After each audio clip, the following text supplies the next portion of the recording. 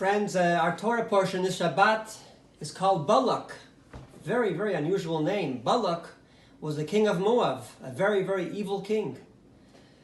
Balak hired Bilam, probably the biggest anti-Semite in history. He hired Bilam to curse the Jewish people, God forbid. And so Bilam said, my dear king, it's not going to work. God doesn't want it. Doesn't allow it. But I have an idea. God hates immorality. He hates people being immoral. So if you have your women seduce their men, it'll work. And he did that. And as a result, thousands died. But when it came to cursing the Jewish people, blessings miraculously came out instead of his mouth. What came out of his mouth? The famous prayer we say every single morning in prayer, Ma tovu alecha Yaakov. How good, how beautiful are the tents of Jacob. Why are they good? Because of the way they're shaped. They are modest. And so Balak was an evil king. So why call a whole Torah portion after such an evil individual? And here again, friends, we see the power to change over from evil to good. Mashiach actually comes from the descendants of Balak. How so? Mashiach was from the children of King David, as we know. King David was from the children of Ruth, the Moabite.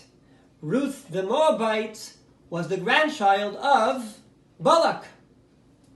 And so this Parsha is called after Balak's name to show us the tremendous power to be able to transform and change over such an evil like Balak, the king of Moab, to the ultimate good, the kingship of the house of David and Melech HaMashiach.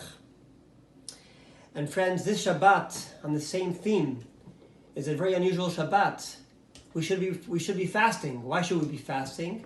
Because tomorrow is the beginning of the 3-week period of mourning that we mourn that the Jewish people mourn for the temple in Jerusalem, which was destroyed.